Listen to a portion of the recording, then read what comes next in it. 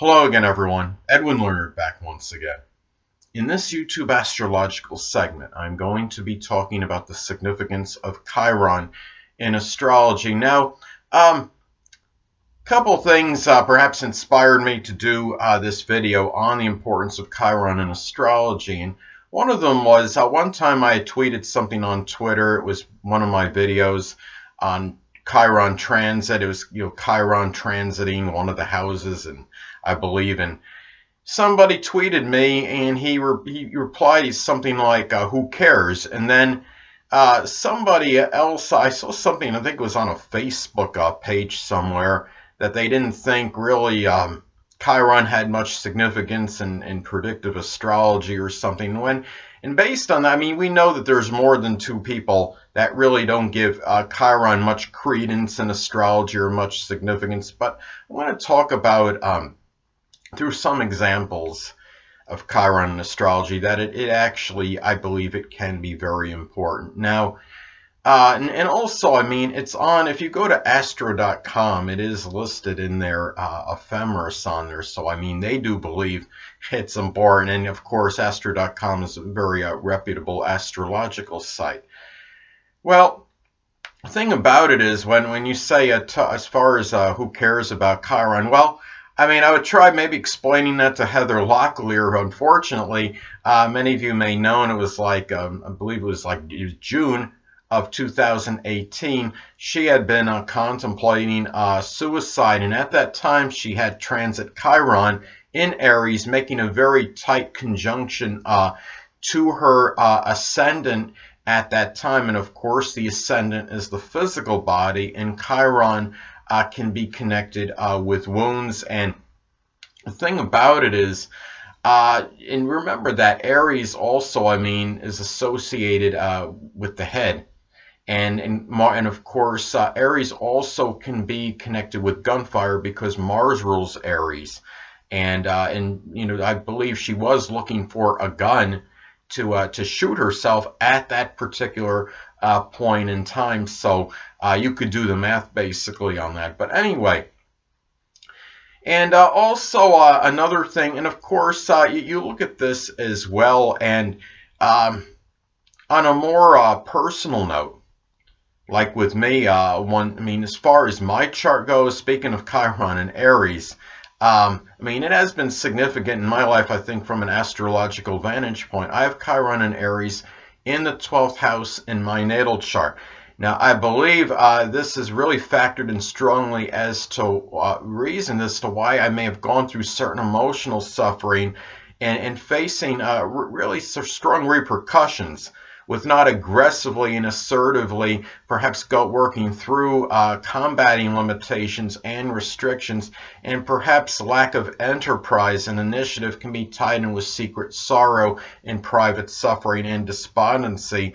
And these are the strong, and Chiron, of course, I mean, can be about the, really some strong suffering in connection with that. So anyway, and I also have Chiron in a cardinal T-square configuration in my chart, which could give, I believe, more significance to it, and there may be more tension in connection with this placement. Now, again, I have Chiron and Aries in the 12th house, and it makes an opposition to my Uranus in the 6th house. And both points receive a square by my Sun in Cancer, which conjoins the 3rd house. Now, looking at it, dissecting it this way, first the opposition. The opposition between Chiron and Aries in the 12th house and Uranus in the 6th. I see this and perceive this as perhaps a tug of war between aggressively and courageously perhaps healing those that are less fortunate than myself. Of course, that would be Chiron and Aries in the 12th. And also by doing this, providing free videos for people as an example, and incorporating astrology into the daily routine, which of course is Uranus in the 6th house. Now, the fact that the Sun in Cancer makes a conjunction to my 3rd house cusp, this could be that point of over-accentuation and emphasis in order to try to reconcile the opposition between Chiron and Uranus.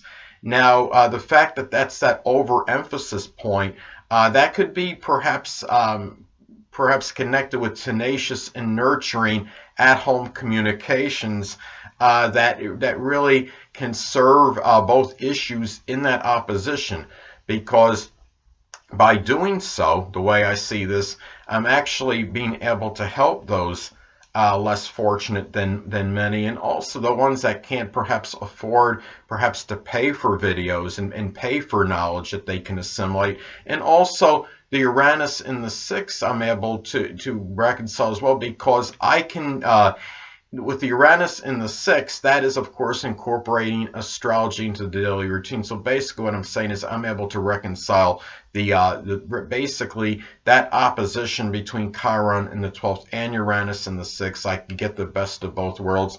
A lot of that is connected with that Sun in Cancer conjunct the 3rd house cusp, but the danger is that could be a point, again, of overemphasis and over accentuation. So there can be a little overdoing in that area. But anyway, but the point I'm making is that Chiron does figure strongly in my chart, and a lot of it is connected with the fact that it is part of that cardinal T-square configuration. Now, another thing is, and now in transit, I could speak of another personal example. One time, this was like November of 1987, and transit Chiron was in Gemini at that time, and it was close to my natal Mercury. Now, at that time, I had injured my arm pretty severely. It was either a very strong sprain or it was broken. I honestly don't remember what it was at the time, but I remember walking around, having my arm in a cast for some time.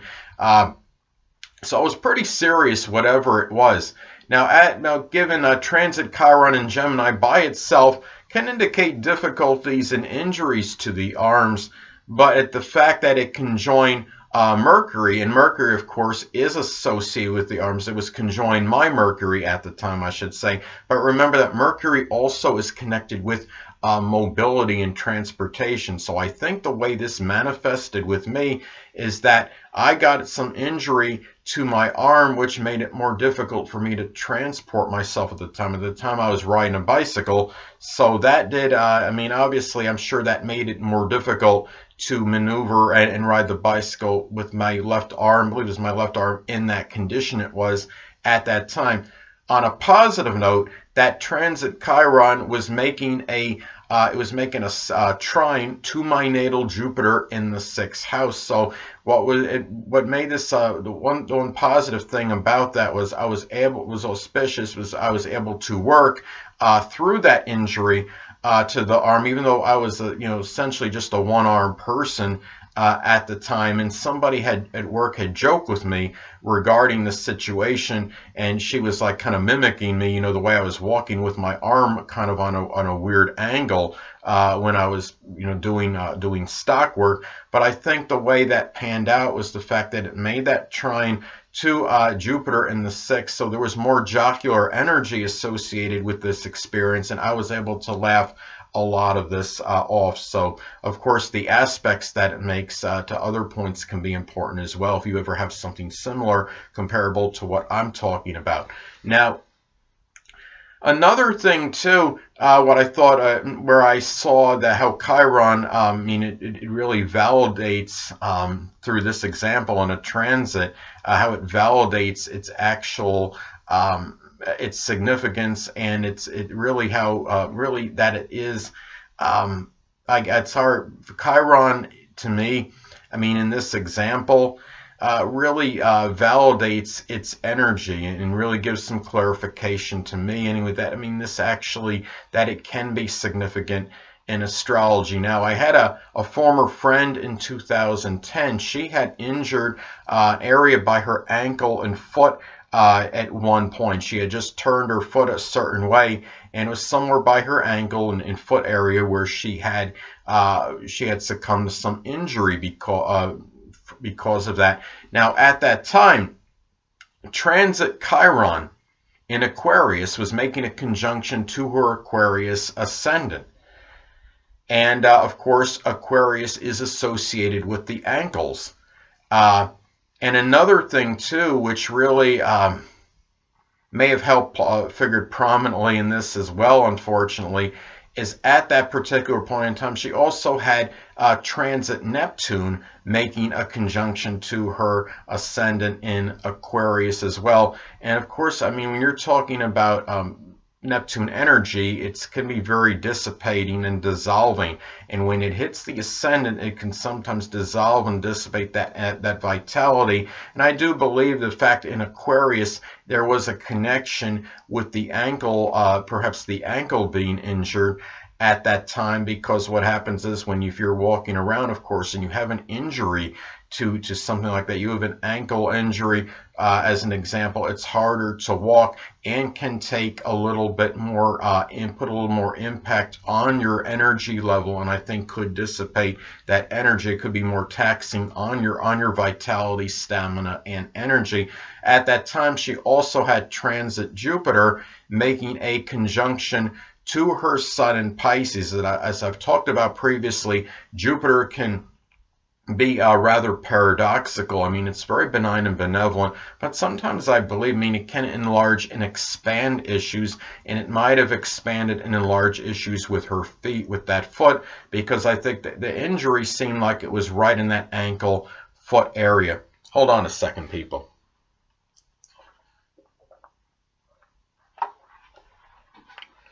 And at that time as well, she also had transit Uranus, making a conjunction to her sun in Pisces at that time. And the thing about that is, of course, Uranus is associated with ankles, so that could be another something that might have really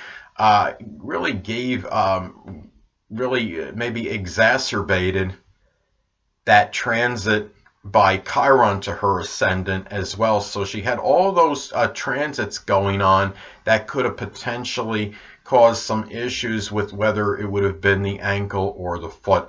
So, but I think Chiron did play a significant role in that. So, and again, I think this does, a lot of these things I'm talking about does really validate Chiron's significance and importance, and it's not something to be overlooked. Just because it's not a planet doesn't mean it's not significant. Pluto is very far away from the Earth, and it was, best of my knowledge, it was declassified as is not an actual, like a regular planet, and it's what it is.